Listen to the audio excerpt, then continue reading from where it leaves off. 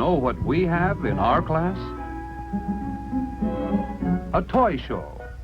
Each of us brought a toy for the show. And we're going to tell about our toys, how we play with them, and how we take care of them.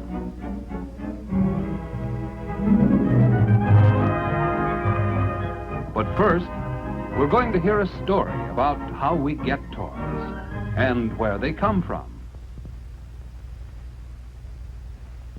The story is called The Toy Truck. Once there was a little telephone repair truck. It looked just like the real ones that you see on the street every day. But this was a toy truck. It came from a toy factory where many people worked to make it.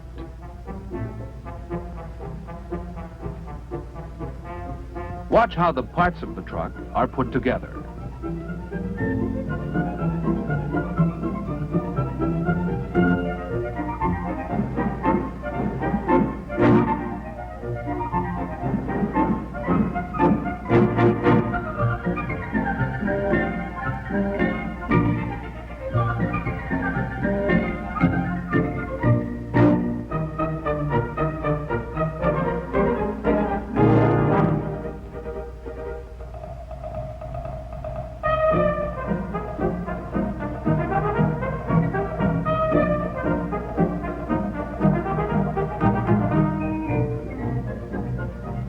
As each truck is finished, it is tested to be sure it will work.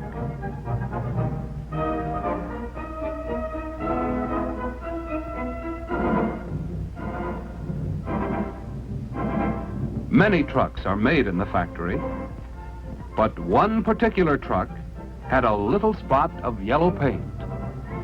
That was an accident. This little truck and all the others were packed in boxes.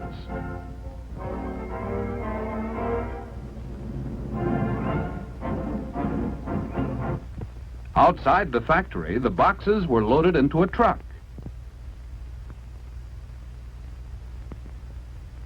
And taken to the railroad station. Trains carried the toys to cities and towns all over the country. Then they were unloaded to be delivered to stores.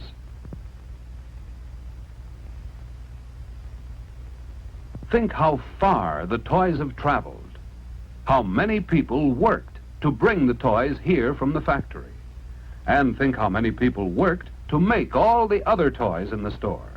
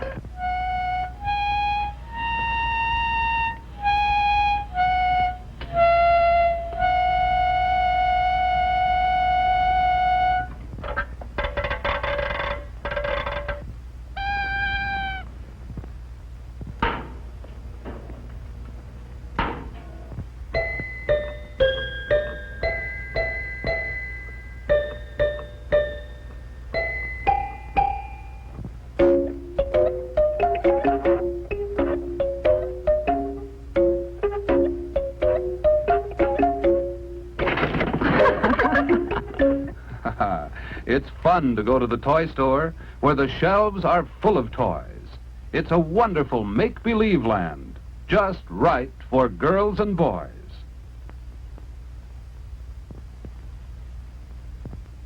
Now, some of the toy telephone trucks had come to this store to be sold, to finish their long trip from the factory to the homes of girls and boys. Look, there's the truck with a spot of yellow paint. Who do you suppose will buy it? The toy store was big, and many people came to look at the toys and to buy them. Sometimes people bought toys for birthday presents. Sometimes people bought toys to put away until Christmas. Sometimes children saved up money so they could buy toys for themselves.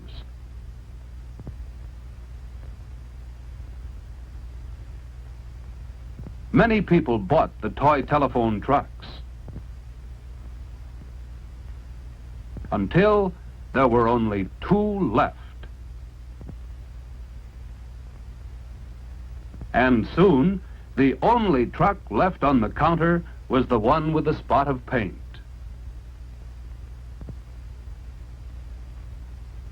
One little boy wanted it, but his mother thought he was too young for it. One girl liked the way it looked, but she thought she was too old for it. Wouldn't anyone buy the truck with a spot of paint? Then along came Curtis David Wilson III. His friends all call him Skipper. Skipper was just the right age for the telephone repair truck. If only he might buy the truck. Now, there were all sorts of toys in the store, but somehow Skipper took a special liking to this particular one. Now, Skipper didn't have any money, but Mother could see how much he liked it. So, do you know what she did?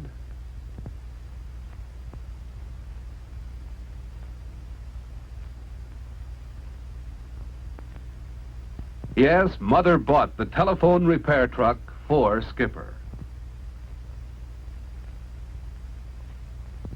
Tomorrow was going to be a special day for Skipper. Can you guess what day it was going to be?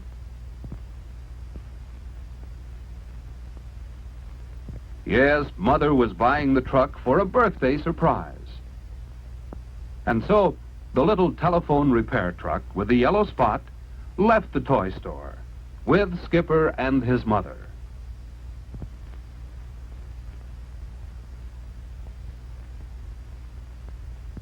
Well, the next day was Skipper's birthday.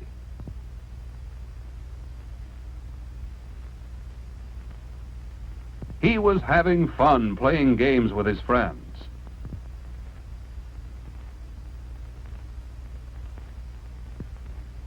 He was also having fun playing with the birthday presents his friends and his family had given him.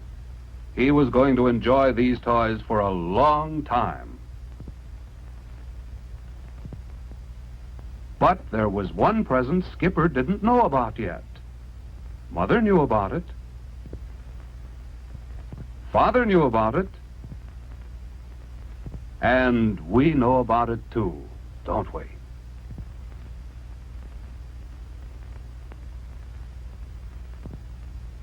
There it is. Skipper thought this was the best gift of all. He thanked Mother and Father for giving him the truck.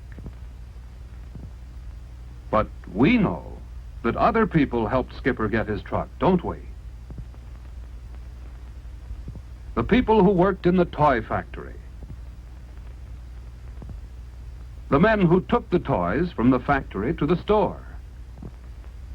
The people who worked in the toy store. All these people helped Skipper get his telephone repair truck. Now Skipper wanted his friends to see and enjoy it. He wanted them all to have as much fun with it as he was going to have.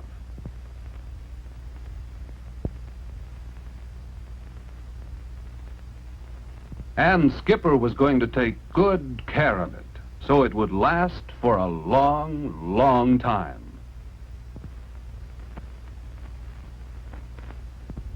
Now we know the story of the toy truck. We know where toys come from and how we get them. Now let's tell about our own toys. Wouldn't you like to tell how you play with your favorite toys and how you take care of them? Who wants to be first?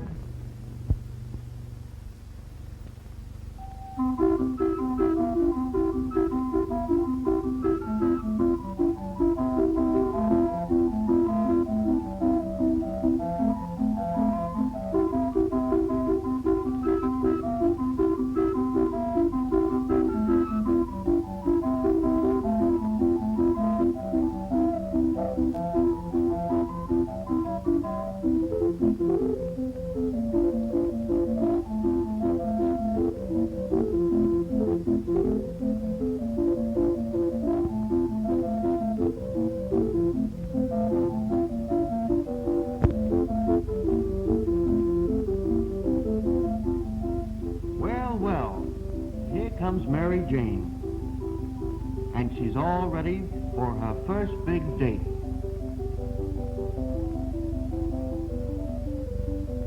I'll leave it to the girls today. They sure pick 'em cute. That's right, Tommy. Always make 'em furnish transportation. Well, kiddies, have a good time.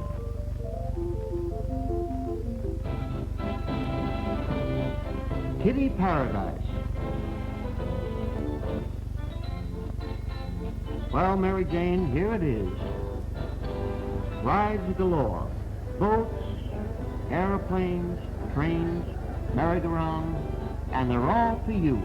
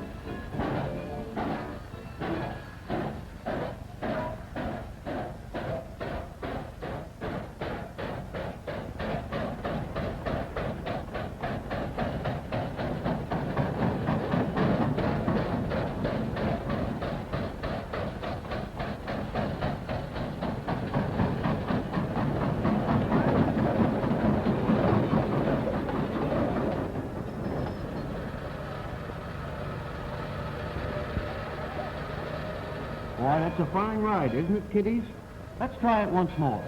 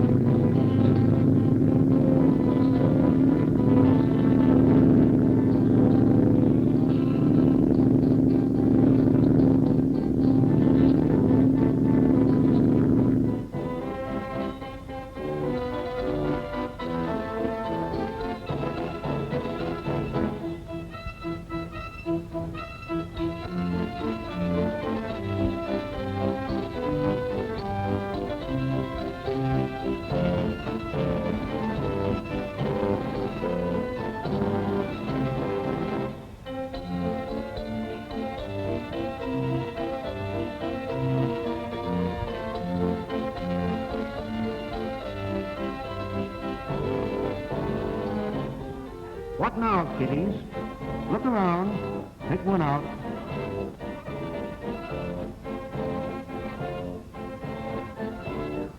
Ah, airplane.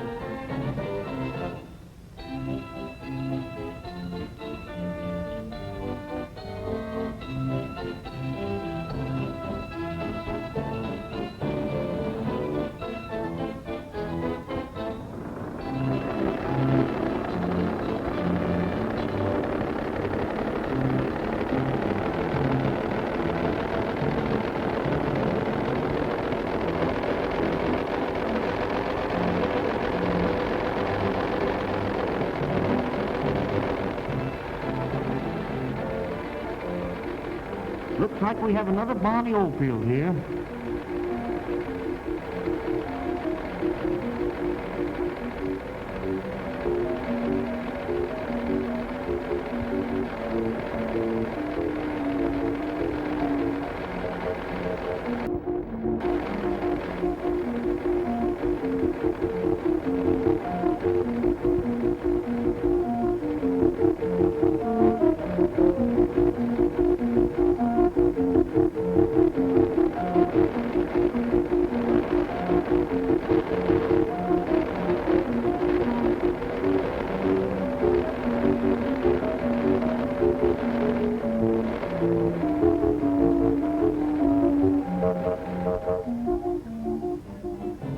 Well, kiddies, it was lots of fun, wasn't it?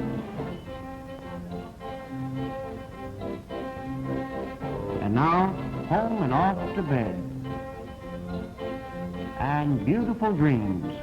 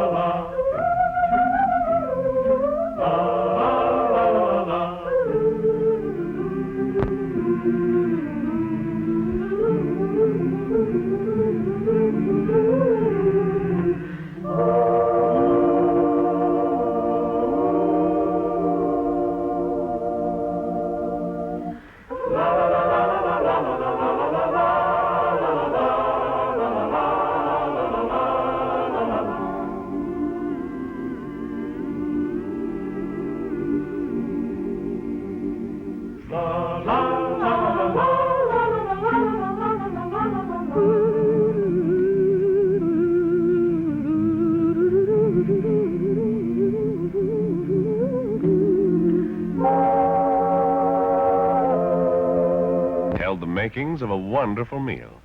And now, but wait. There is a story that goes back a long way to the time when people hadn't learned much of anything about the world around them. In those days, the food they knew best was meat. And getting a meal, any meal, was the greatest undertaking known to man.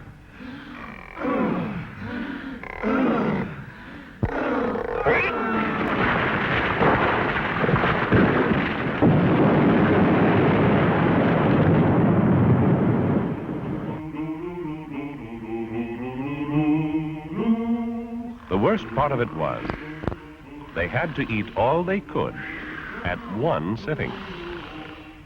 There was no way to save the meat. A lot of time elapsed between meals. Life was reduced to pretty simple terms. One long search for food.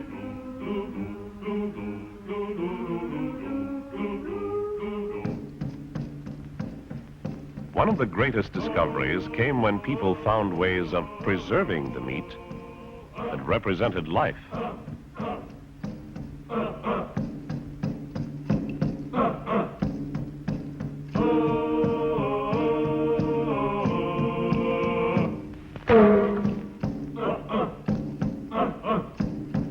found that heat could be used to dry meat so that it wouldn't spoil. It lost all of its fresh flavor and some of its nutritional value, but dried meat would keep for months. The deer and buffalo of summer could feed the people in snow time. But while their stomachs were amply filled, they didn't know that their physical well-being depended on more than this. The words nutrition and well-balanced meal were as yet unknown.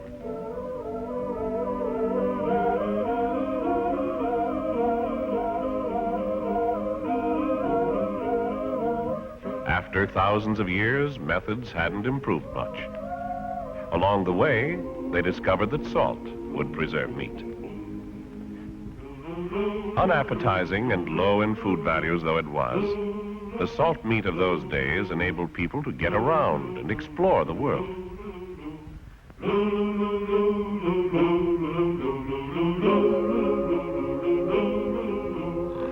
But whatever method they used to preserve food, people still had to devote a lot of time and effort to the problem of providing food for the future. It all required a lot of cumbersome equipment and was not always successful. Then came a chain of events that was to lead to revolutionary benefits for mankind.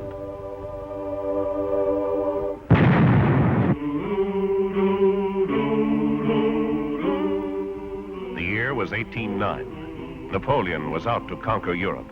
His armies were covering the continent. He could supply them with guns and ammunition, but an army, he said, travels on its stomach. The troops had to have food, nutritious food they could carry with them.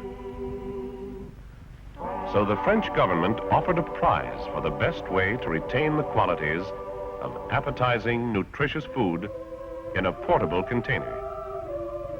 Nicolas Appert, a pickler, brewer, and confectioner of Paris, came up with the answer. He sealed pre-cooked foods in jars and bottles, which were placed in big kettles of boiling water for half an hour. After one test he conducted, beef, mutton, and partridge, after 4 months and 10 days at sea, were as good as when they were cooked. And not only had they been preserved, they tasted good. Every other previous process had largely killed the original flavor. Here, for the first time, much of the flavor was retained. Now the soldiers could have better provisions than ever before. But there was one bad feature. Appert's process preserved, but his containers didn't protect. About this time, an Englishman, Peter Durand, thought, what could be a better protector than metal?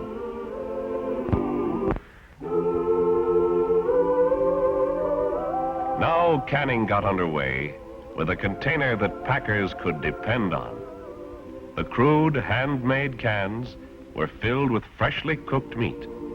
The covers were soldered on, and the cans placed in boiling water. And when the steam escaped from the vent hole, it was filled with a blob of solder. One of the first popular products was British beef for British sailors. They needed dependable provisions, for world trade was expanding. Now, canned meat keep not only in polar latitudes, where food preservation had never been a great problem, but in the heat of the tropics as well. It became standard fare for His Majesty's Navy on the 7 seas. In the meantime, canning had spread to America. There were some improvements, but cans were still largely handmade, and therefore hard to turn out fast and in sufficient quantities. In spite of crude methods, the canning business grew, and 19th century canners began to pack an important intangible: quality.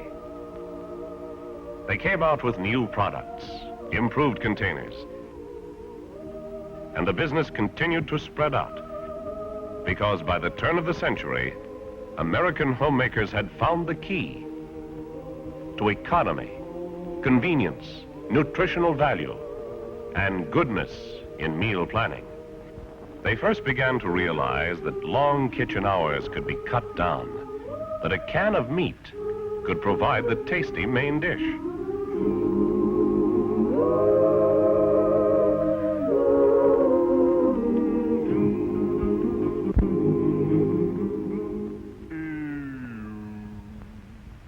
Around this time, a far-reaching improvement in tin can architecture came into existence.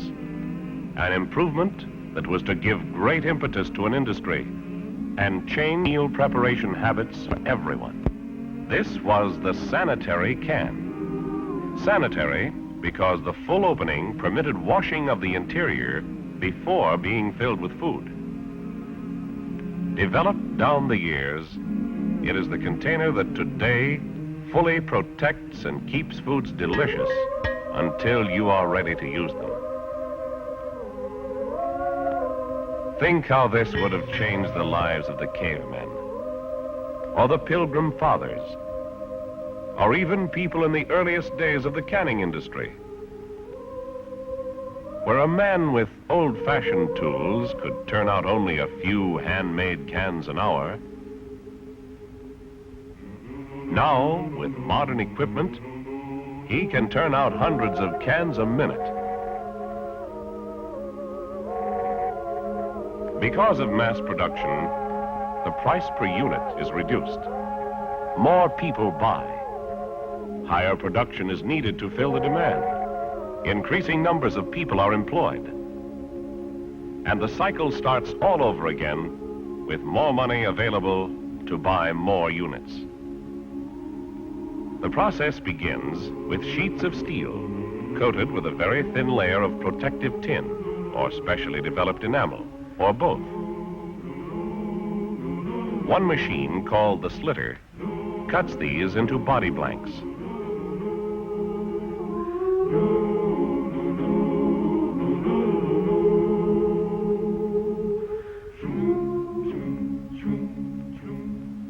And seconds later, finished cans emerge. Too fast? Here's what actually happens in slow motion. The body blank is not. The ends are then hooked, bumped, and the side seam sealed with solder. After the seam is made, the ends of the can body are flanged. Here is one of the secrets of the modern can's success. After the ends are stamped out, a rubber sealing material is injected into the curl of the ends. The sealing material, together with the seams, makes the can as secure as a... Shapes and sizes of meat cans, the same general construction. You might think that the can-making industry would be satisfied with such a wonderful... I'm sure Appert and Durand would have considered it a miracle of perfection. But they're not. There are laboratories where staffs of experts devote themselves to cleaning cans and canning processes.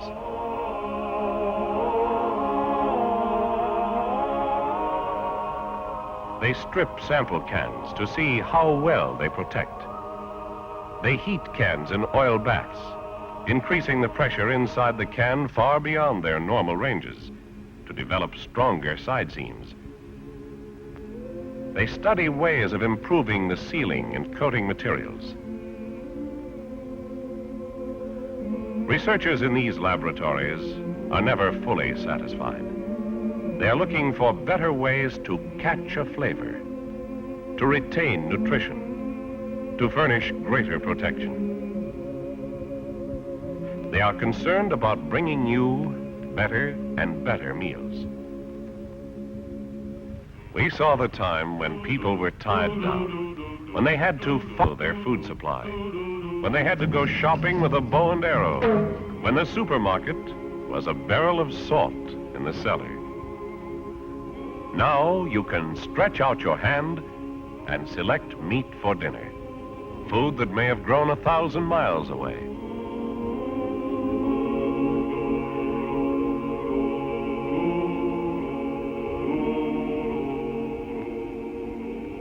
days of primitive dried meat, it didn't. Most of the flavor was gone anyway, and a salt meat diet was not too much of an improvement. But nowadays, flavor, nutrition, and quality is assured in an unlimited variety of canned meats.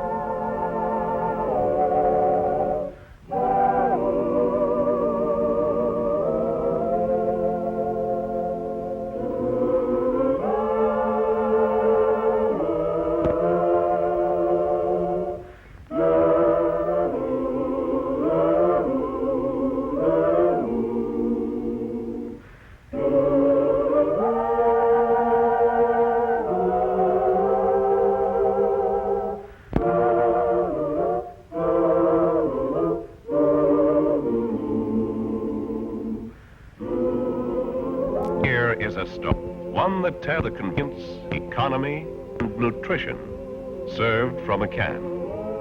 A story of progress, not only in the canning industry, but reflected in all related industries: transportation, steel making, food distribution, and many others, all contributing toward helping you solve meal-making problems.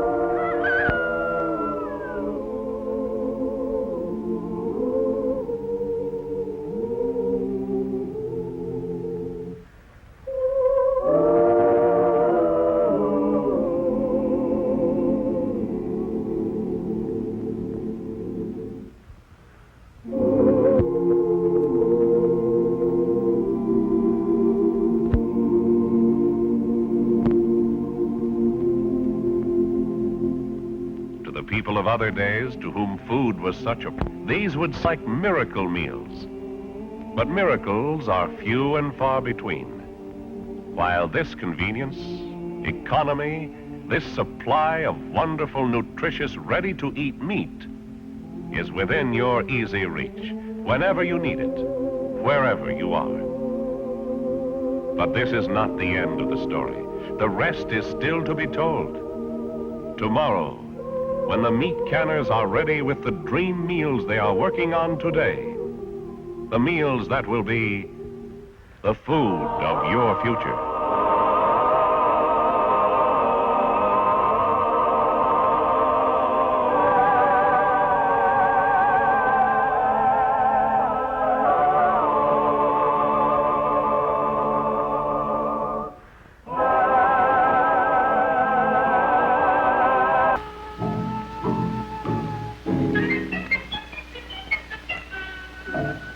It all may have happened in a little boy's mind. And then again, it may not. We leave it to you.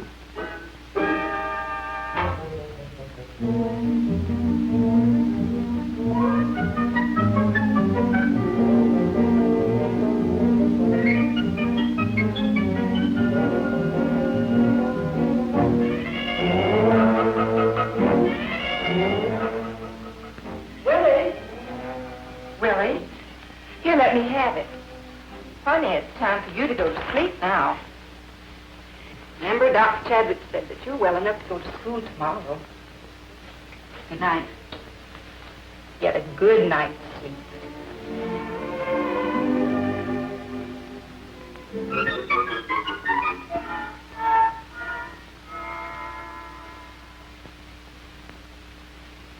Willie? Oh, Willie? Here I am, Willie. Who are you? Thanks for saving my life, Willie. Where'd you come from? Gosh, Willie, you mean, where was I born? Well, I guess so. Come with me, Willie. Thousands of miles away, across river, mountain, and valley.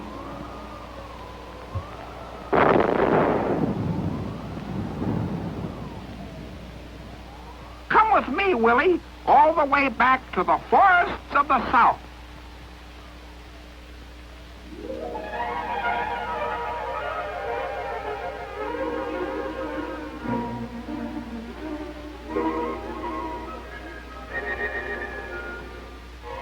Here I am, Willie.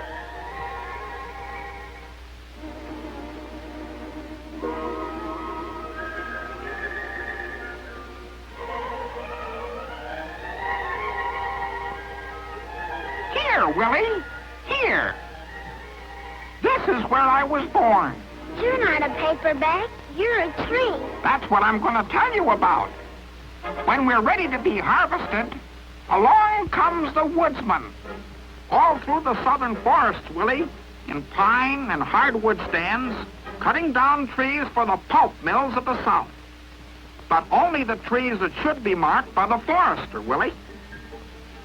Crowded stands that need to be thinned so other trees can grow. Every few years, providing a cash crop for the tree grower, Willie, and pulp wood for the paper mills of the South.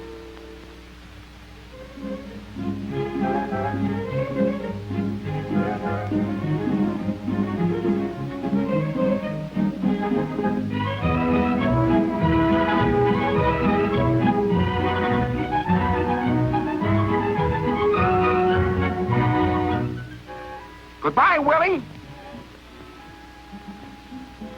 Where are you?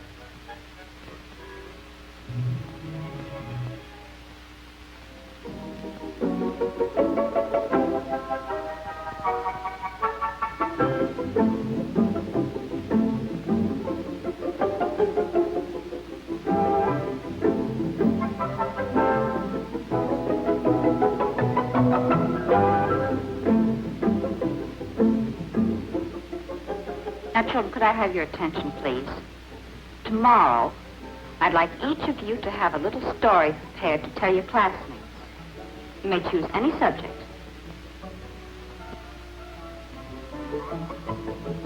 Time for bed, Willie.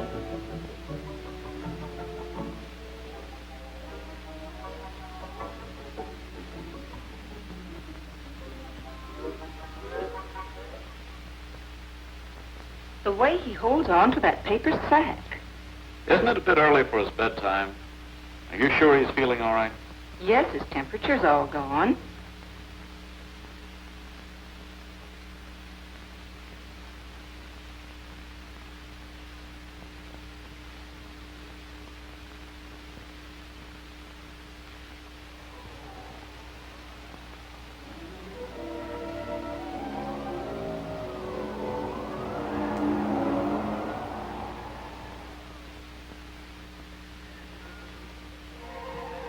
Here I am, Willie, in the mill yard.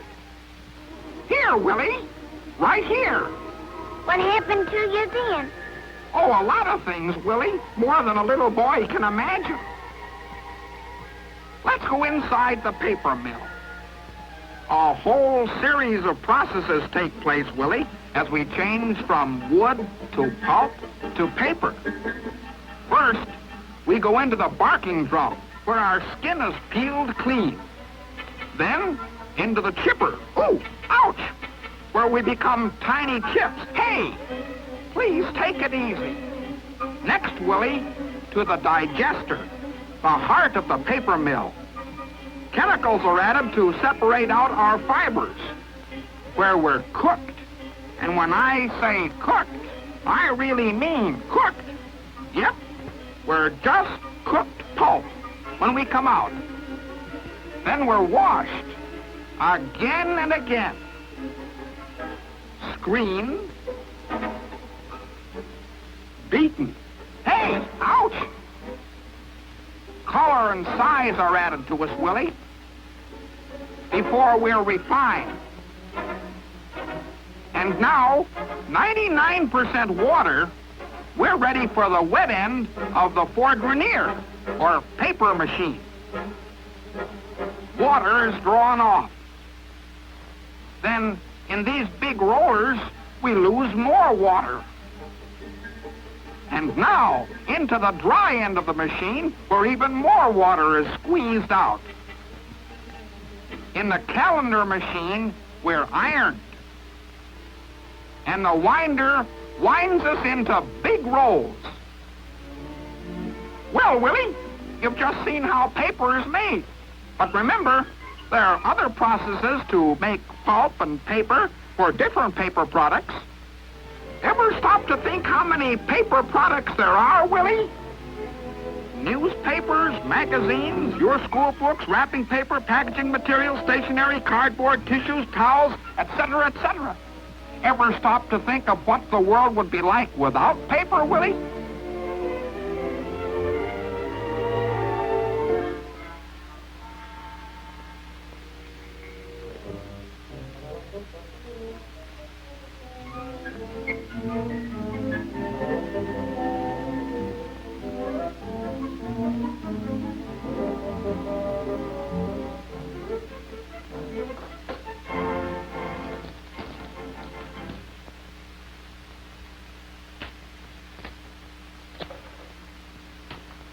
What's the matter, Willie? Nothing.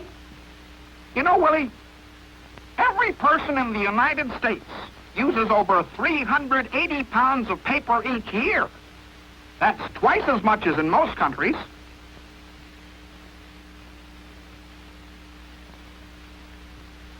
You know, Willie, the South makes more than half of all the wood pulp in the United States. Willie, what in the world is the matter with you? I'm late.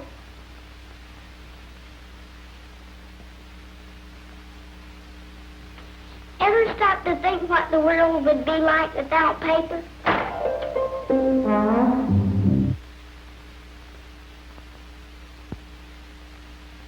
Had a cat, and it had gray eyes. My sister named him Tiger, and black and white all over. Very good, Kathy. And now, Willie? Go ahead, Willie. Remember what I told you. There's over 200 million acres of forests in the South. More than 1.5 million farmers own woodland, pine, and hardwood. Atta boy, Willie. Tell 'em. A lot of trees go for pulpwood to make paper. It is a $2 billion industry, the third largest in the South. 120,000 people work in the forest and pulp mills of the South, making paper for all of us in the United States. Ever stop to think what the world would be like without paper? Willie didn't exactly know himself what the world would be like without paper. But after school, he set forth to find out.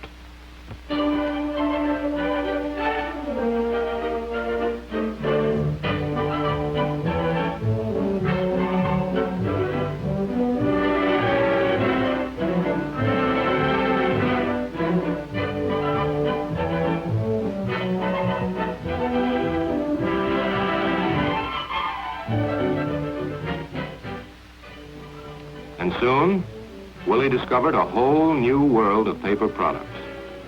Willie found out that even some of our synthetics are made of wood pulp. Rayon cord ties, rayon fabrics. Just a hint of the importance of paper in the great world of business.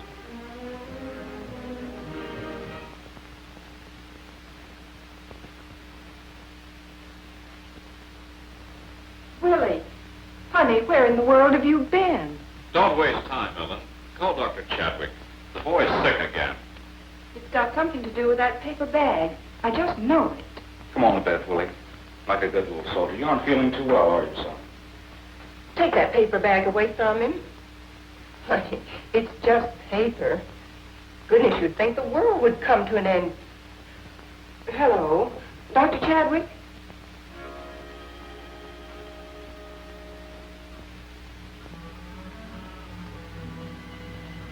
They don't know how important paper is, do they? Nope, Willie. Just like a lot of folks, haven't given much thought to it. Let's show them what the world would be like without paper. Okay, Willie. I think we can work it.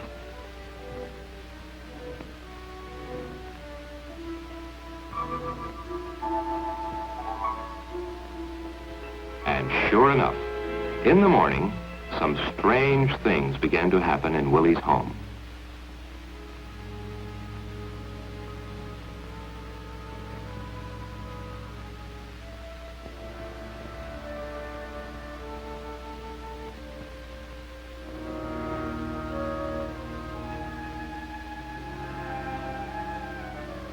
Ellen, what's going on? Help! Help! But outdoors, strange things were happening too.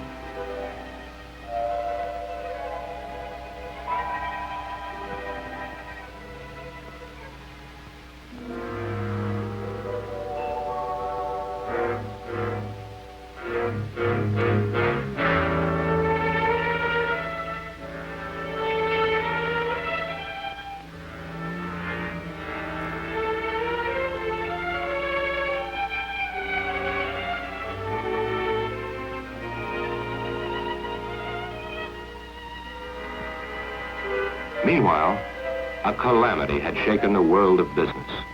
No more paperwork. We sure showed them. We sure did. But better get rid of me now, Willie. I'm all tuckered out. I've reached the end of my use. But I'll be back, Willie. How do you mean? Look. Come with me, Willie. Thousands of miles away, across river, mountain, and valley. Come with me, Willie, all the way back to the forests of the South.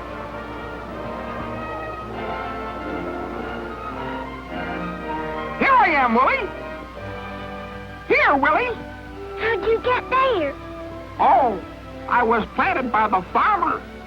You see, Willie, the pulp and paper industry of the South sends a conservation forester to help the tree grower treat his trees like a crop, helping him with good management practices and working all of his woodland for a continuous crop of trees, helping him get and plant seedlings like us on his worn out or abandoned land.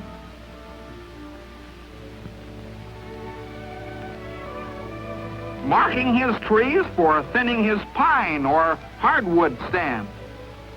Removing wolf trees so healthy, well-spaced trees can grow. Helping to protect us from the curse of the forest. Man-made fires that can take our lives before we're fully grown. But with good management practices, Willie, we'll grow and grow, stronger and stronger.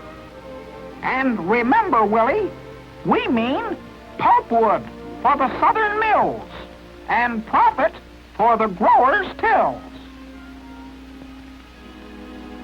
And one more thing, Willie, paper for all the needs of a nation. Blow, Willie, blow. Yes, honey. Blow. Go on, Willie. Don't forget, there'll be more and more paper bags after me. More and more paper products for the whole nation. It all may have happened in a little boy's mind. And then again, it may not. We leave it to you.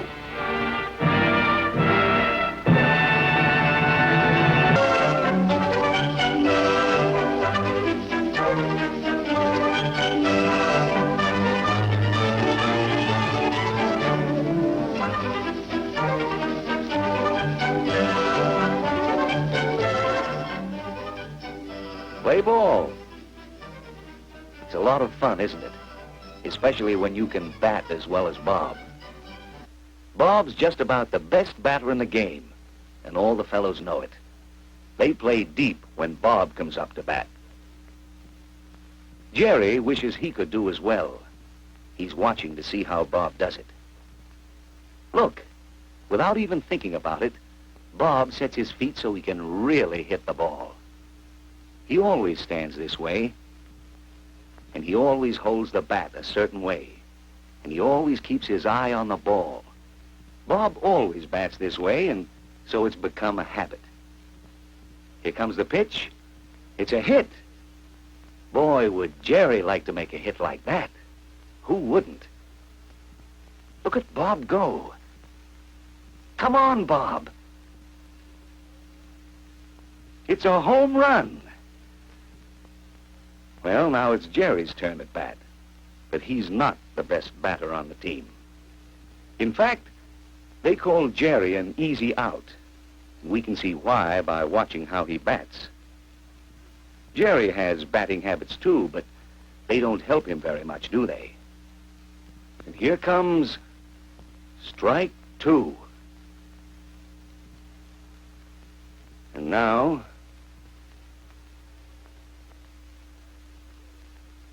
well, at least Jerry has one good habit. He's a good sport. He doesn't make a fuss about it. He knows he needs to learn how to bat. He needs to build the habit of holding the bat the right way and standing the right way. But how do you go about building a new habit? Now, Bob, he could help, if he would help. But Bob isn't the friendly sort. Well, Jerry will get him to help. Jerry really wants to build new batting habits right now. And this is the way to change from an old habit to a new one. First, decide what bad habit you want to break and what good habit you want to build. Then get someone to help you.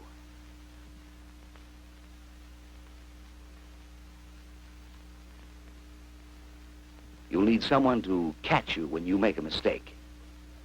Start your new habit right away. Take the very first chance you have to practice your new habit.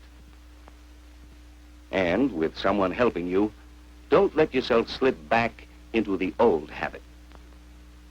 Stick to your new habit and practice it. There, Jerry's doing better already, isn't he? And now that he's started on his new habit of batting, he'll find it easier each time he tries. All he has to do is keep on practicing. Then he'll have a new, good habit. He'll be able to bat the new way without thinking about it. But now the game's over, and Jerry begins to notice some of the habits the others have. There are all sorts of things that we do without even thinking about doing them. They're habits. See the boy fixing his cap? That's Tim. It doesn't really matter how he wears his cap, but he always puts it on this way without even thinking about it. So this is a habit he has. And why is Eddie straightening his clothes? Because it's a habit. And it's a good habit, don't you think? Now Jerry remembers Bob has a habit that's not so good. Bob isn't very courteous. He doesn't try to be friendly, and so he doesn't have many friends. Well, if you can break a habit of batting wrong, can't you break a habit of not being courteous? Since Bob helped Jerry, Jerry decides to help Bob. So, as they start home, he mentions it. Why, Bob didn't even know he had the habit of not being courteous. But now that he knows about it, Bob would like to change to a better habit, and he wants Jerry to help him change. So they begin to talk about habits. Many things we do are habits. Bob brushes his teeth twice a day. and doesn't even have to think about it. That's a good habit, isn't it? Whether we get along well or not depends on whether we have good habits or bad habits. Jerry sees a girl they know, a girl who always makes a habit of picking up her toys when she's through playing. Don't you think this is a good habit? Many, many things are habits. When we have good habits, we don't have to think about doing the right things. At the corner, Bob and Jerry notice another habit they have. They always stop and look both ways before they cross the street. Is this a good habit? What do you think? Now Bob sees how much we all need good habits. He decides to build a good habit of speaking courteously. Jerry is right here to help him. Look, here comes Mrs. Thompson, a neighbor. Here's an opportunity for Bob to start his new habit of being courteous and friendly. What will he do? That's the way. It does please Mrs. Thompson. Yes, Bob has made a good start toward building his new habit, a good habit. Now, every time he tries, he'll find it easier and easier, just as Jerry has the easy habit of being friendly and courteous. But what's this? Oh, it does pay to build good habits, doesn't it? Now there's one thing more for Bob to do before he really has the new habit of courtesy. Do you remember what it is? He has to practice. After he has the habit, he won't have to think about being friendly. But at the start, he must make sure he speaks to everyone he knows, so he'll really get the habit. Here's Mr. Smith. See? Isn't it easy? Bob won't slip back into his old habit. He's going to be courteous every time he has a chance. What's this? Another chance already? Are these children having trouble? Well, Bob can surely be friendly to them, and maybe he can help them. Their new puppy is caught under the porch, and they can't get him out. But Bob will try. He can reach farther than the others. And here's the puppy. Just look at the new friends Bob is making. He'll keep on building the habit of being friendly now. And if Bob sticks to his new habit, he'll have all the friends he wants. You see, good habits help us find many things we want. Do you want good grades in school? Then start now to build the study habits that will help you. Do you want good health? Then build good health habits. Do you want to learn how to do something? How to play an instrument? Or how to make things? Or, like Jerry, how to bat? Then build the good habits that will help you. We saw how Jerry set about building his habit. Let's remember what he did. That's the way for all of us to build new habits. First, decide just what habit you want to build.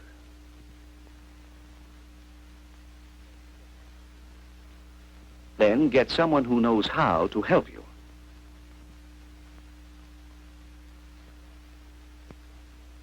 Start your new habit right away.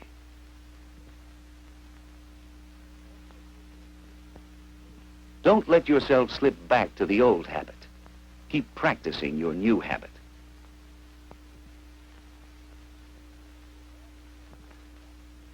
Well, Bob and Jerry have been practicing their new habits for some time.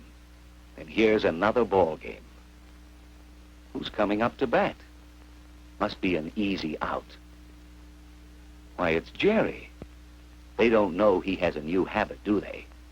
They'll find out. Wow. Now who's the easy out? Not Jerry. He's a real hitter with his new habit. And Bob also has a good new habit. He's friendly and courteous now, and it makes him really part of the gang. So it's really worthwhile to build good habits, isn't it?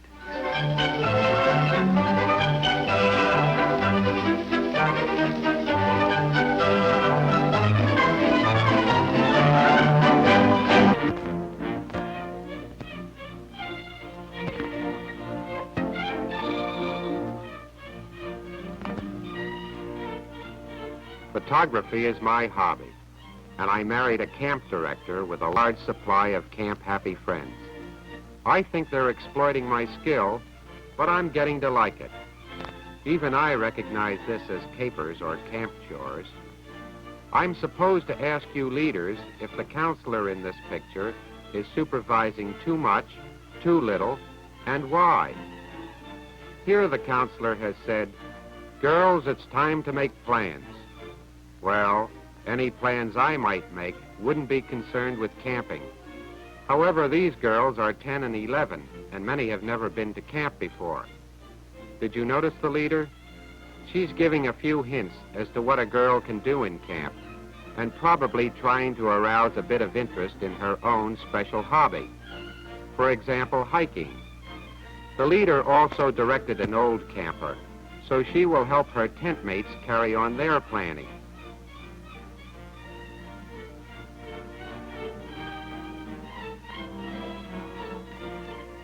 Here, one girl from each tent and a counselor are planning what will be the most fun for the most people.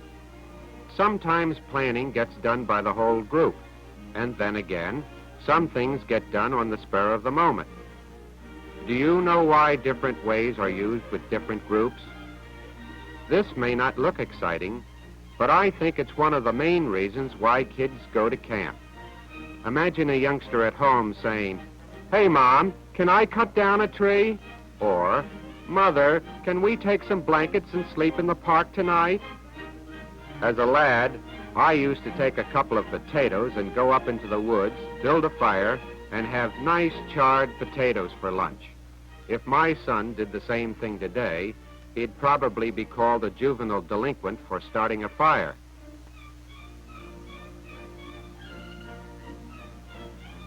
Okay, the girls have decided an overnight would be a big adventure.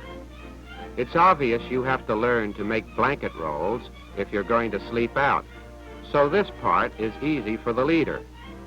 I bet she has a harder time getting them interested in learning simple first aid, use of hatchet and knives, and the fine art of making garbage pits and latrines. It won't be easy, but the success of the hike depends upon the girls knowing how.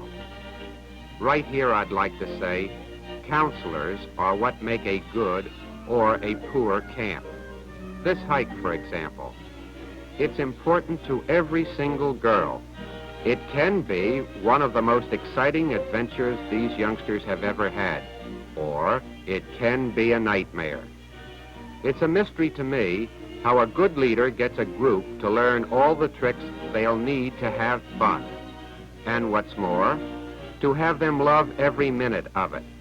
But the good leader does it, and everybody has a wonderful time. You had better learn at least 15 ways to stimulate projects if you expect to keep a jump ahead of your gang. Not all the knots get tied right, so don't despair if blanket rolls aren't perfect after your carefully planned campaign to produce better campers.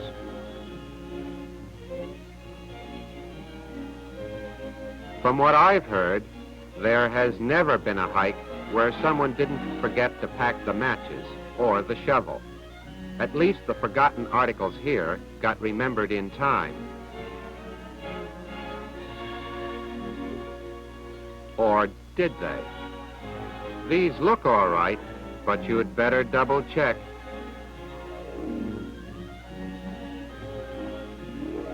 The great day arrives, and it's a perfect summer day for hiking along woodsy paths and country roads. While the girls are gaily prancing, the counselors are making sure Susie has changed into good walking shoes, and Nancy has a first aid kit. The amount of insect or animal life lurking under rotting logs or in a rolled-up leaf is truly amazing. The world is wonderful when you find it this way. Why do leaders insist on slicing off a piece of a day and labeling it nature study? This may be the larva of a swallowtail butterfly. We'll check it when we're back in camp. I had to go to the museum to check up on that bit of information. But even if you know no more than I about such things, be willing to explore and then to use the books in your camp library, or to get help from any nature lover hanging around the premises. Then, at least, even you can say, "Look, girls, here's a caterpillar." A pause for rest. These girls travel light. I'd make them lug their own blankets and shovels and food and get really toughened up. But the kibitzing camp experts say that at this age, girls should carry loads of only 4 or 5 pounds for any distance. Blankets and food would weigh a heck of a lot more than that. When can you hand over a little more responsibility to the girls for getting equipment on location? Anyway, exploration and not physical prowess or endurance is the aim of this trip. Perhaps the experts are right.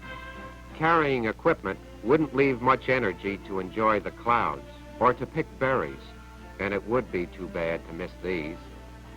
Wouldn't you like a little of this program yourself right now? Time without a clock. At the moment, nothing is more important than wild blueberries. Don't belittle the importance of picking wild blueberries either. Just a hasty glance at any newspaper convinces me that a great many people could profit by a few days of the simple life. Out here, it's not how much you know about atom bombs that makes you smart, but whether or not you're foresighted enough to save a few of your blueberries to go with your supper tonight.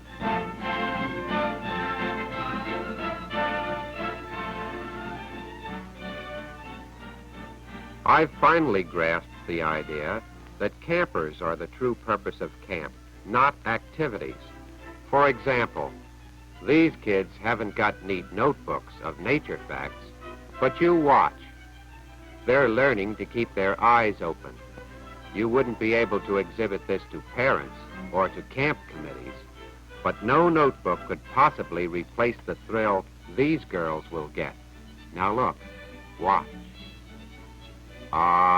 Newborn pink robins. Destination achieved, and off they race. The blanket rolls have been safely delivered, but no one is interested in checking them now. Look at that lake. What a spot for a swim. Did I hear someone say no swimming, only wading near the edge? It's a jip. Who does this counselor think she is, anyway? I seem to be the only one objecting. Maybe I'd better shut up and listen. The leader has merely said that the girls couldn't be safely guarded away from the shore, and that's that. I have learned, number 1, the counselor is responsible for safety, and number 2, the group recognizes the leader's authority. Come to think of it, this is the first rule the counselor has arbitrarily handed down to the gang. And you know, they don't seem to mind it at all. Things have been going pretty well. Somebody must have a book of rules somewhere. I'll hunt that up later.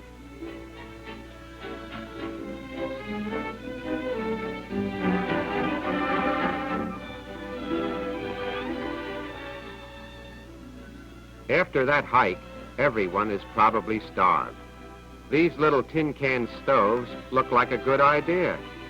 Everyone can get her own meal, work at her own speed, and the counselor can help those who need help, and just keep an eye on those who can go it alone. Pancakes sound like a crazy supper to me, but that's what the girls chose, and all the counselor had to do was to steer the rest of the choices into a well-balanced menu. Building a fire is a serious business, when having your supper depends on it.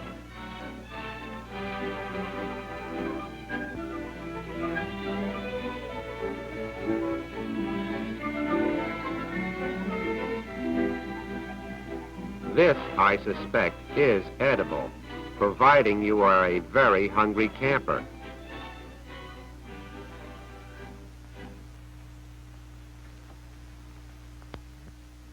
Good campers have the most fun.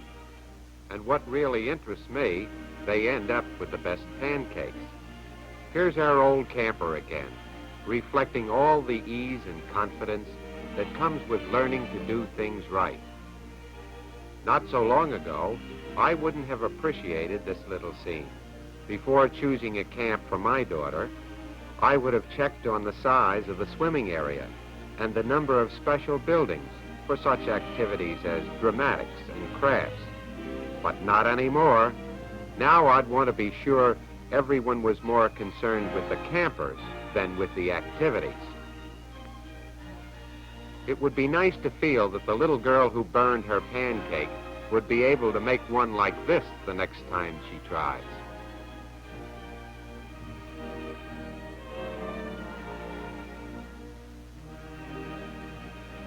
That's where some of this morning's blueberries are going.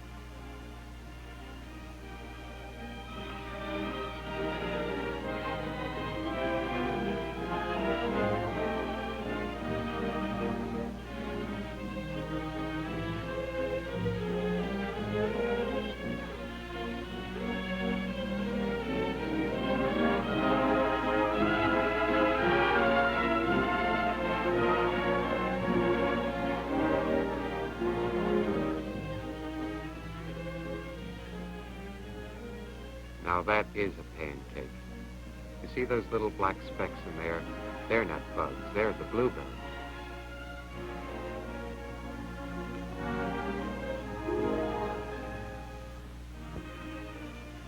And that bacon looks so fresh and crisp. You can almost smell it.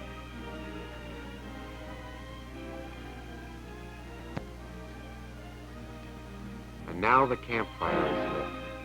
I only hope this camper has learned how to use a knife without getting a hunk carved out of her finger. S'mores. If you've never heard of them, here's the idea. A graham cracker, a square of chocolate, toasted marshmallows, and another graham cracker on top. Frankly, they're just as horrible as they sound. Toasted marshmallows would be bad enough, but the kids all say burnt marshmallows taste better.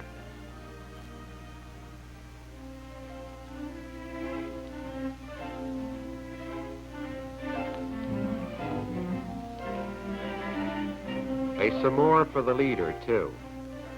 Doesn't that suggest the counselor's relationship to the girls? She not only supervises capers and watches out for their health and safety, she also has fun camping with her group. If you really like your kids and enjoy doing things with them too, you may get a s'more some campfire. Isn't that a beautiful setting? Ah, sweet bliss. Starlight, a campfire, and a nice gooey s'more.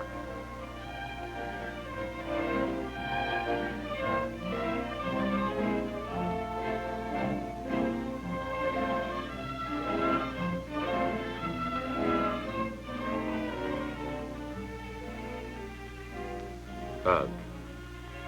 A s'more.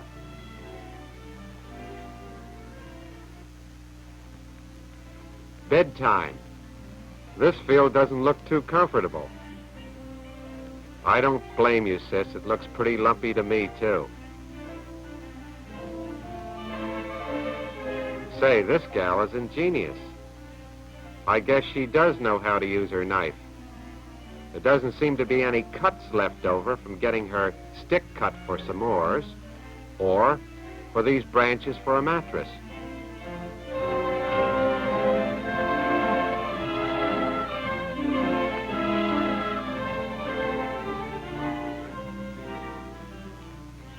This is an improvement over the bare field, but I'm still glad I'm sleeping at home tonight.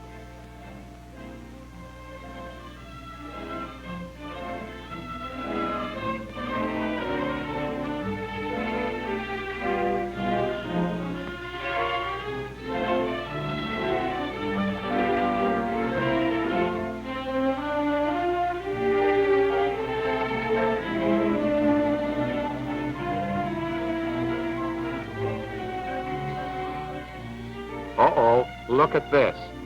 I didn't know that's what they wore.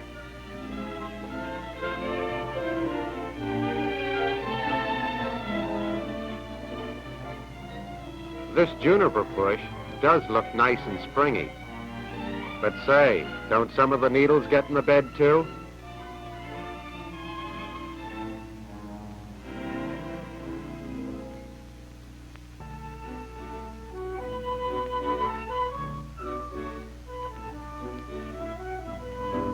And now that the bull session is over and everybody settles down for the night, look at those feet sticking out.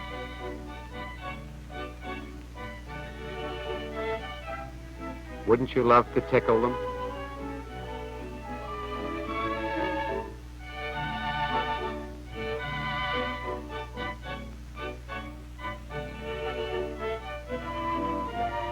Sleep in quiet.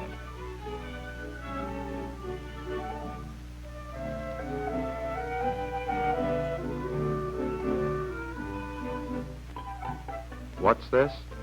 Somebody must have left some crackers beside her bed.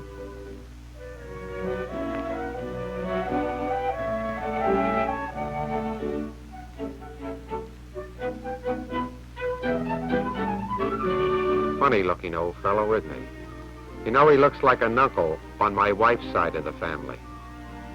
Oh, he must have heard us. He's turning his back.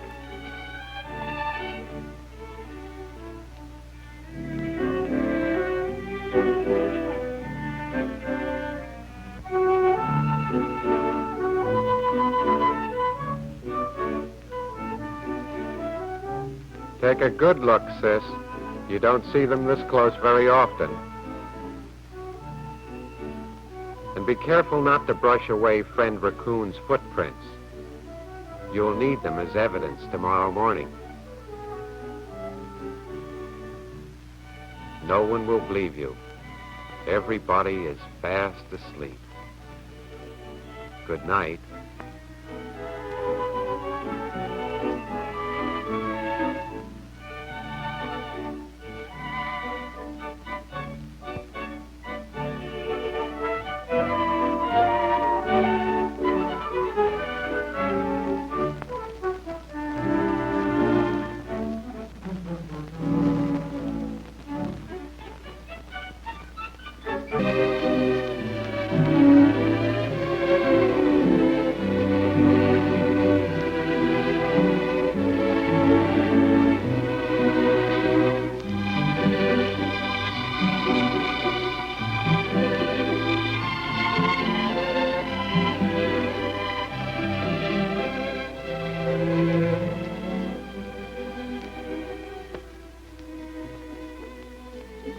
Did you ever feel as if you've been left out? Well, that's when it really hurts. When no one understands that you'd do a good job if you had a chance, and that you'd make good. You feel pretty low when you've been left out. And that's the way it was with Eddie Johnson. And this is his story. A story about the importance of trustworthiness.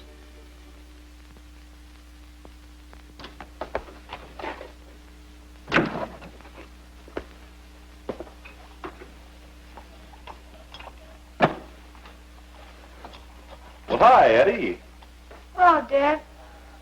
What are you doing? Well, you're kind of late, and Mother was counting on you fixing this lamp, so I thought I'd better do it and have it ready. Is anything wrong, son? No. Come on, you can trust me with your troubles, can't you, Eddie? Why does everybody keep talking about trusting people? They elected Bob, the treasurer of ours, because he was trustworthy. And me?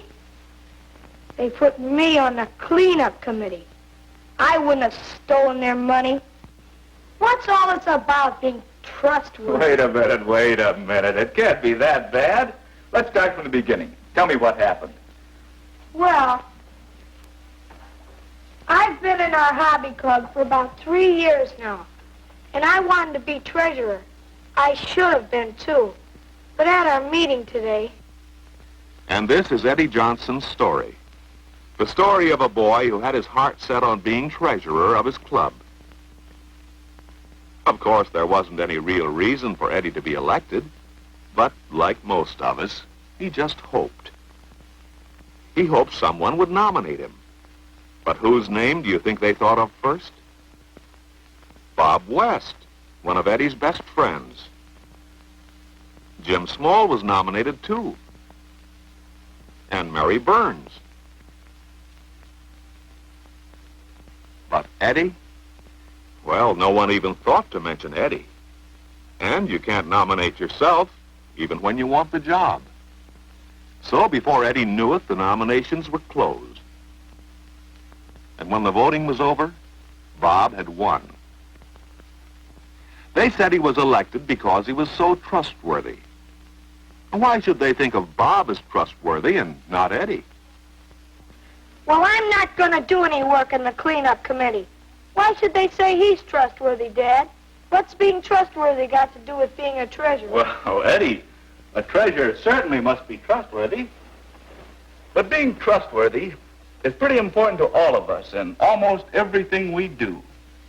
If you think of the things you do every day, I'm sure you'll see the important part that trustworthiness plays in helping us to get along with others. Take school, for example. We all depend on teachers to fulfill their trust to the parents and all the boys and girls to do a good job of teaching, just as all the boys and girls must keep trust with their teachers to prepare their lessons every day. That's how trustworthiness is important at school. And what about trustworthiness with your friends? You're willing to lend something when you can trust a friend to return it. And your friends trust you to take good care of the things you borrow. Being trustworthy with your friends is mighty important. And how about trustworthiness with the different groups of people you meet all around you? You trust the man in the store to sell you fresh things of good quality and to deal with everyone honestly and fairly. That helps us all to live together well, doesn't it?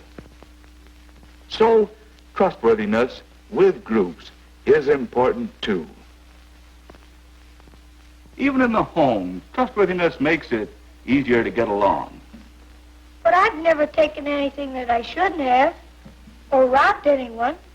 I'm trustworthy. Well, let's see. I've always noticed that people have to show they can be trusted with little things before they can be trusted with big things.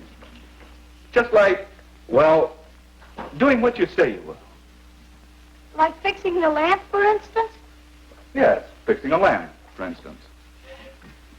You know, Dad, come to think of it, Bob is a good choice for treasurer.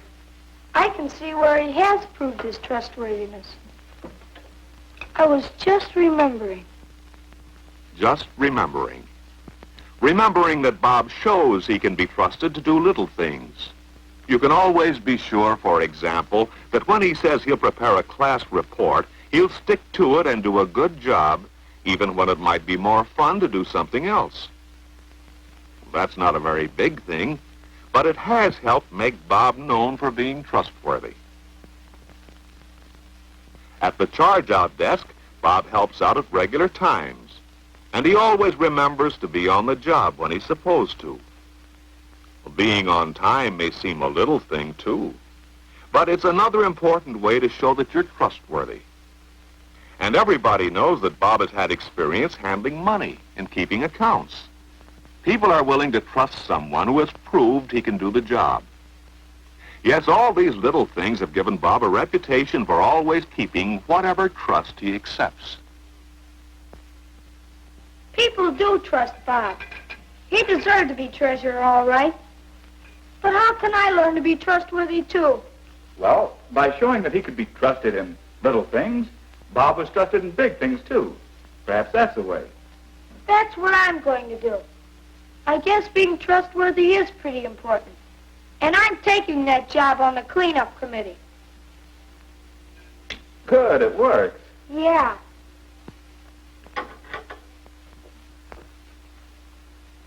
You know, I have a lot of trusts already. Most of them little, but I never thought of them as trusts before. Trusts at school, at home, with friends, and I'm going to make sure I keep them. Being trustworthy includes a lot. From now on, Eddie is going to keep trust by getting to school on time. And he's going to prepare his lessons every day. Well, those are good ways to be trustworthy at school, aren't they? And think of the trust you have at home. Eddie is going to do a good job when he says he'll help with the work around the house. And he'll make sure to take good care of all the things he's responsible for. That's the way to be trustworthy at home, isn't it? How about being trustworthy with friends? Well, after this, when Eddie wants to borrow something from friends, he's going to be certain they know he'll return it, and he'll take good care of it. That's one way to be trustworthy with your friends. And what about groups? Well, Eddie has a trust with the hobby club to do his job. But sometimes cleaning up isn't much fun. Why not play darts instead? No one around, no one would know the difference. The cleaning could be done later. But what was that Dad said?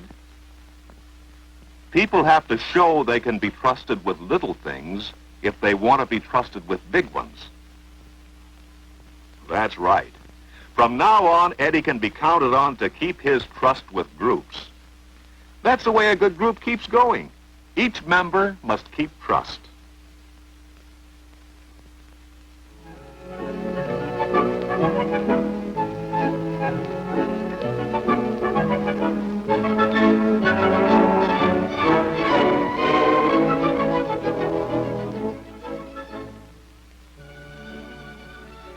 Hi, Dad. Hi, Eddie. What do you got there? A chart on trustworthiness with all the things we talked about on it. I've been finding out how important trustworthiness really is. And you know, Dad, you can find it everywhere. The things you do and... And look, Dad, here's what trustworthiness means. Here's what you have to do. To be trustworthy, keep your word, play fair, do a good job, and be on time. That sounds very good, Eddie. And you know, Dad, it really works. I've been offered the job at the library desk in our clubroom. That's the job Bob had before he became treasurer.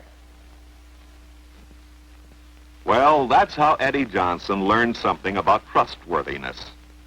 And what about you? Do you always keep your trusts? Remember, when you show you're trustworthy in little things, you'll be trusted with big things. And that's the way to gain a reputation for being trustworthy.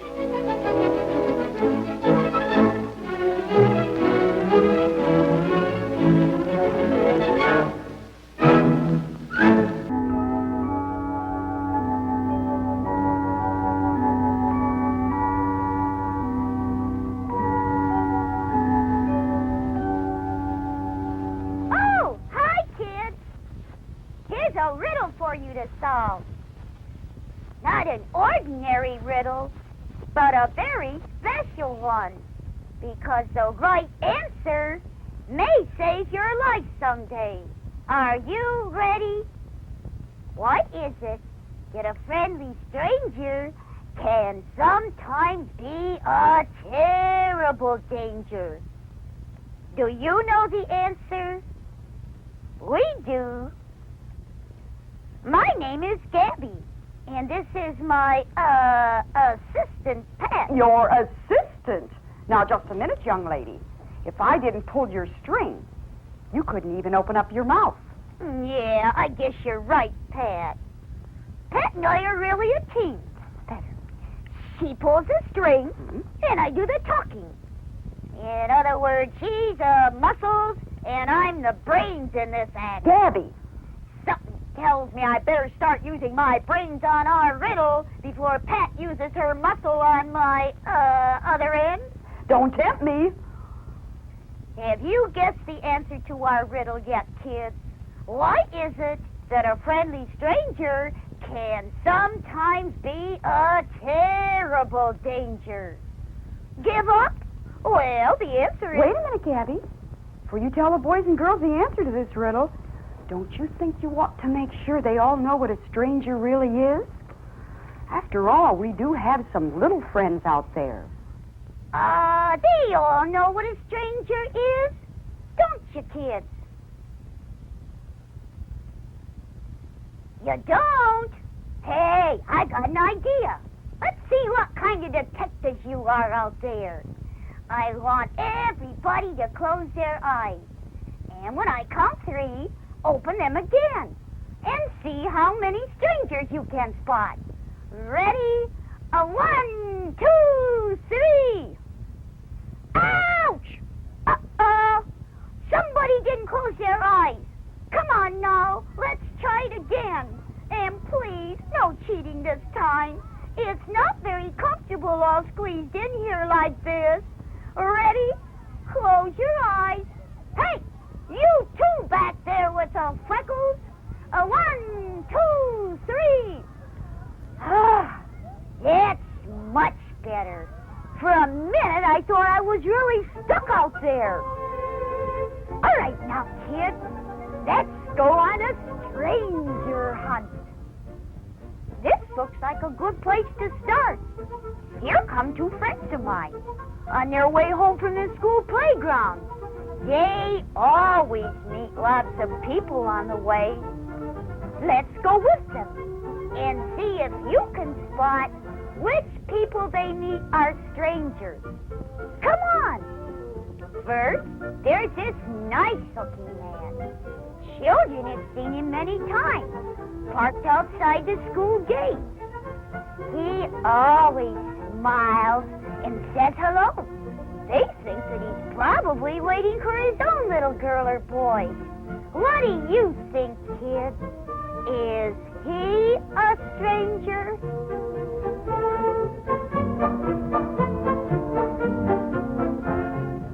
Here comes Mrs. Wilson.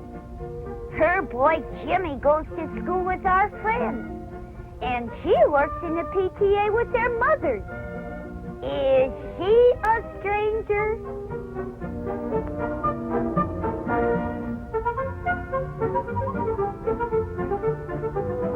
Hey, isn't that a cute little dog, kids?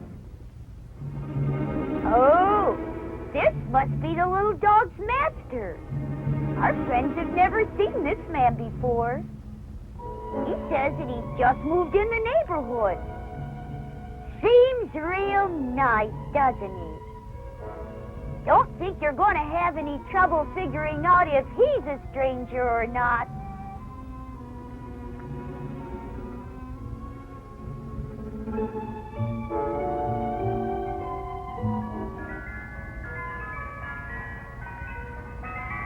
Oh, boy! An ice cream truck! Looks like I'm not the only one around here who likes ice cream. Maybe she doesn't know what she wants, but I'll take an orange popsicle. Gabby, An ice cream cone? just get back to our story. Oh, all right. Now, what about the ice cream man, kid? He seems to know our friends real well. They buy ice cream from him almost every day. He knows their name, and they know his name, too. Could he be a stranger? Gabby! Huh? Where did you get that? What? That popsicle in your hand. Oh, that? I found it. Oh, Gabby, how could you? Never mind, just get rid of it. But, Pat, you've always taught me never to waste food. Yes, and I've also taught you that it's very bad manners to eat in front of other people, especially when you don't have enough to offer them. Oh, I'm sorry, kids. I'll go put it away. That's a good idea, honey. And while you're doing that, I'll explain our detective game to the boys and girls. We've just seen some people that our friends met on their way home. Did you guess which ones were strangers? Let's see. Here are 2 little boxes. One is a yes box, and the other a no box. Now we're going to look at these people again. And when Gabby asks you if they are strangers, you tell her how to mark them. Yes or no. Are you ready, Gabby? All ready. Okay, kids. Who are the strangers? Was this man a stranger to our little friends? How should we mark him? Yes or no? They had seen him parked out in front of the school gate many times. He seemed very friendly, but do they really know him? They didn't know his name or where he came from, did they? So, the answer is yes. He was a stranger. Mrs. Wilson knew the children, and she knew their parents and teachers, too. She certainly wasn't a stranger, was she?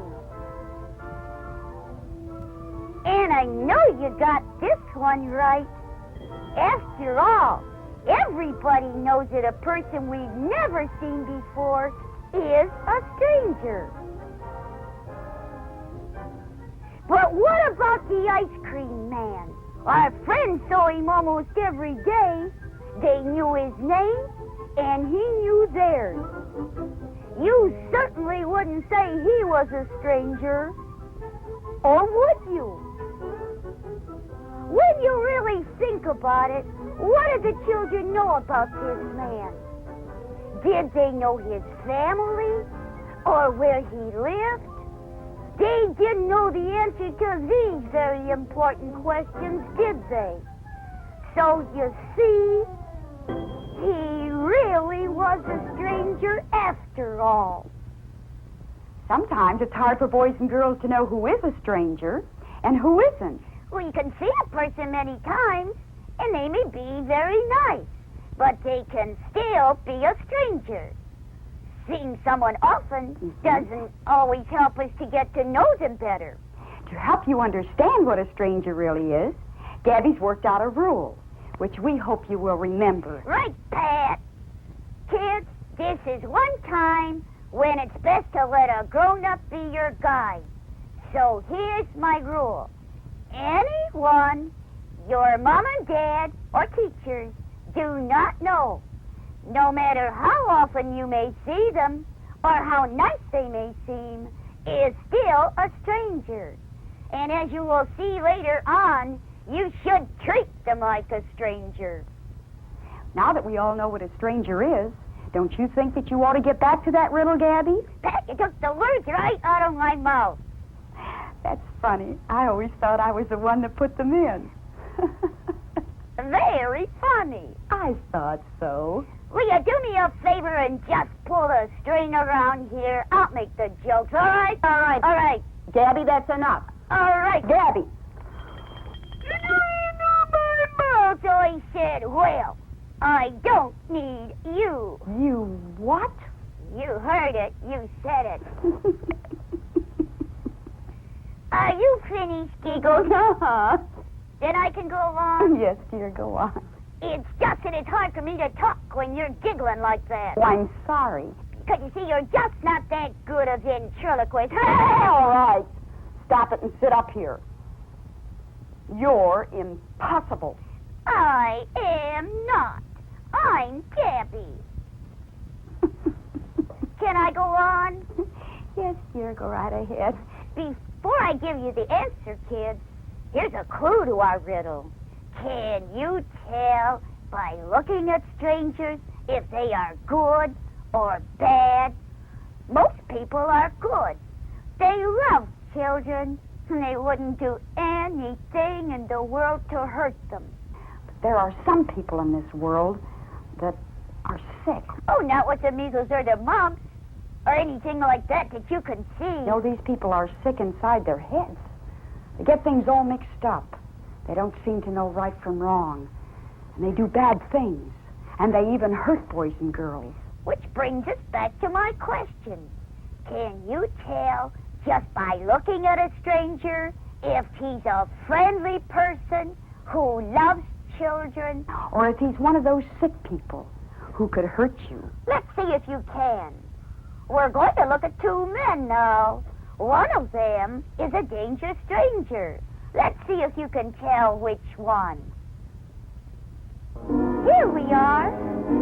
This is our first man. Oh, Well, he sure looks like a rough customer, doesn't he? Could he be one of those sick people we were talking about? One of those dangerous strangers? Or could it be this man? Why, look, it's a nice-looking man that was parked in front of the school. Oh, it couldn't be him. This other man looks much more dangerous. Whoops, looks like we picked the wrong man. He certainly isn't a dangerous stranger, is he, Gabby? I should say not. In fact, this policeman is probably one of the best friends any boy or girl ever had. He's the man that's always there to help us. He's always on the job, trying to make our cities and town a better, safer place for kids like you and me to grow up in. But if he isn't the one, Gabby, then it must be this other man. Gee, I don't know. He certainly doesn't look like one of those dangerous people we have to watch out for, does he, kid? Maybe neither one of these men is a dangerous stranger. Well, let's follow this man and see.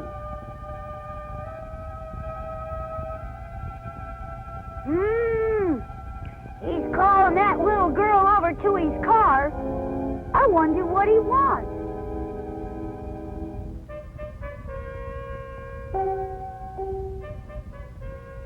Oh, he wants her to help him find an address. I wouldn't get too close to that car if I were you.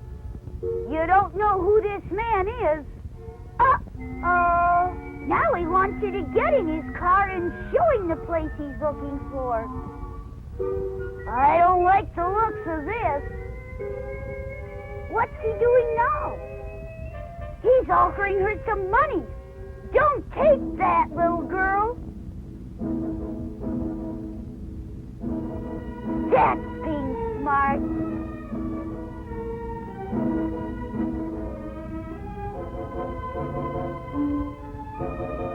Hey, look out! That's it! Scream good and loud! Now run! Wait a minute. You're safe now. He's driving away. But quick, get his license number. There's a stone. Scratch the number on the sidewalk with the stone. 875021. And remember, kids, if you ever get in a spot like our little friend, and you don't have a pencil to write down the license number, do what she did, or find a stick and write it in the dirt. And you can tell the police what the man looked like, what kind of a car he was driving, and his license number. And if I know our friend the policeman, he'll catch that man and put him somewhere where he won't bother any more boys and girls. Right, Pat? Right, Gabby. So you see, kids, you can't always tell if a person is good or bad just by the way he looks. Now remember that because, well, it's sort of a clue to the answer to our riddle. There is one way to stop these dangerous strangers, Gabby. How, Pat? By the way they act. And the certain things they do. For example, when the man we just saw tried to get the little girl to go into his car, we knew he was one of those dangerous strangers, didn't we? That's true, Pat. There are certain things that the kids can watch out for. Sort of danger signals. Like the stranger that's too friendly. You know, I think it would be a good idea for you to show our friends some of these danger signals so that they will recognize them when they see them. Say, that's a swell idea. You know, you're pretty smart. For a grown-up. Why, thank you. You're welcome. Come on, kids, and we'll show you what to watch out for. Here's somebody that we know is up to no good. Just look at him, will you? Sitting there nice as you please, feeding the birds.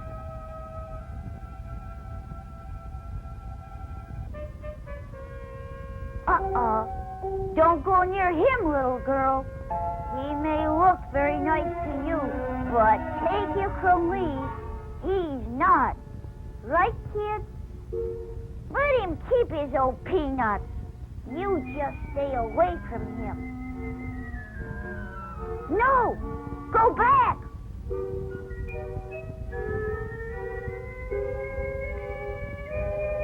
Don't let him touch you. Oh, don't ever let a stranger touch you, little girl. Kids, don't let anyone but your family put their arms around you, straighten your clothes, or touch you. You can be pretty sure when a stranger tries to do these things, he's out to hurt you. Say, it looks like our friend the policeman is looking for someone. I wonder who it can be.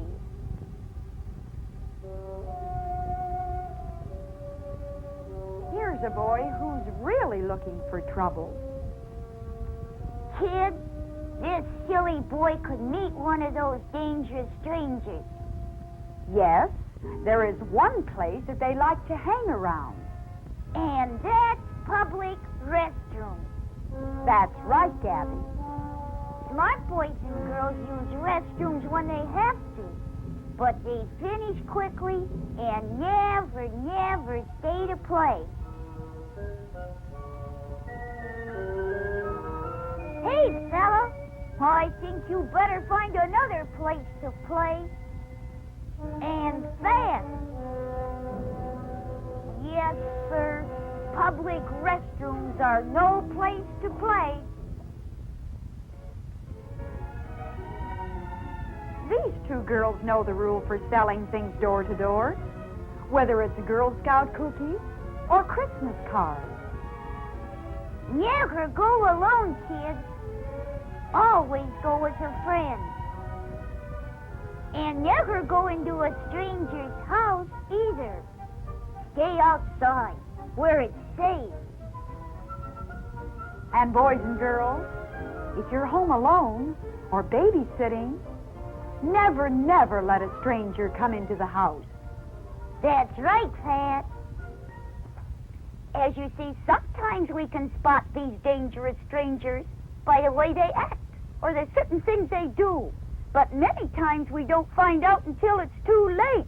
Gabby, I think we have company. Well, will you look who's here?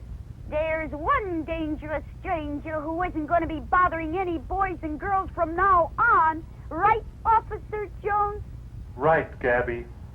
Hey, we really fooled the kids for a minute there, didn't we? That's right, Gabby. But we just wanted to teach the boys and girls something. That you can't ever judge a person by the way he looks. Yeah, just look how nice this dangerous stranger looks. Eek. That's right, Gabby. But thanks to the little girl who wrote down his license number and remembered what he looked like and what kind of a car he was driving, we were able to catch this man before he hurt anyone. Now we are going to put him away for a long time to make sure he doesn't bother any more boys and girls. And remember, kids, if a stranger ever bothers you, run away and tell the nearest policeman. And don't forget, get a good look at him first. If he is driving a car, remember what it looks like and copy down the license number somewhere. If you can help us this way, we can keep these dangerous strangers off the streets and keep your hometown a safer place for you. And thanks for your help, Gabby. Keep up the good work. Did you see that? He winked at me. He did. He winked at me. Oh, Gabby, don't be silly. Now sit up here. I am not being silly. Huh. At least someone around here appreciates me. Hey, kids, I'm awful glad he caught that guy, aren't you? We all are, Gabby. But don't you think that you've kept the boys and girls waiting long enough for the answer to that riddle? Yeah, I guess you're right, Pat. Well, let's get on with it then, dear. Okay, but first I've given the boys and girls 2 important clues to the answer. Do you remember what they are, Pat? I think so. First, You never can tell if a stranger is good or bad, just by the way he looks. Right. And a second clue? Well, sometimes we can recognize these bad strangers by the things they do or the way they act. Yes. But by that time, it could be too late, and we could be in danger already. Hey, very good, Pat. We've also learned one other important thing, kids, and that is that most sick or dangerous strangers seem very friendly. Now, can you guess the answer to our riddle? Let's see if they can, huh, Pat? Why is it that a friendly stranger can sometimes be a terrible danger? The answer is simple. Though he seems nice and kind, to hurt us may be what he has in mind. Though he seems nice and kind, to hurt us may be what he has in mind. Very good, Gabby. Doesn't your riddle and rhyme book have some good tips for the boys and girls on how to play it safe with strangers? It sure does, Pat. It says here that boys and girls should never take chances with strangers, especially strangers that seem too friendly. Smart boys and girls never take money or gifts of any kind from strangers.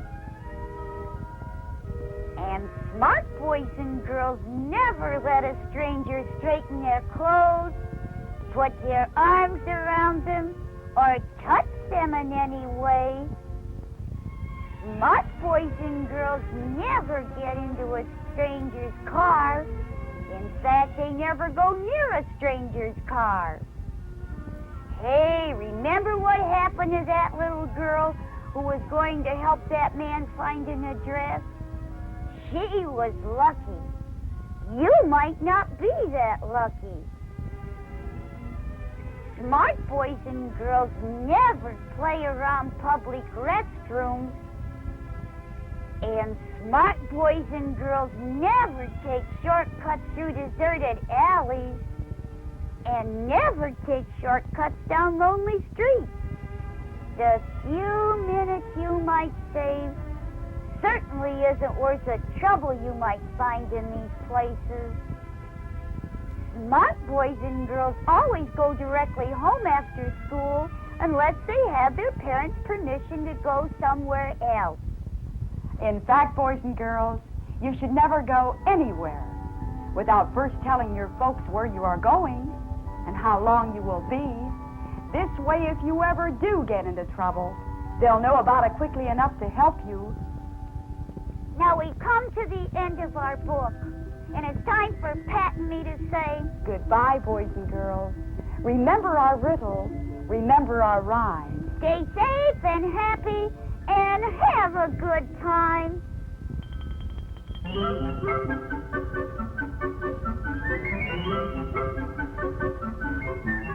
Prizes. What does one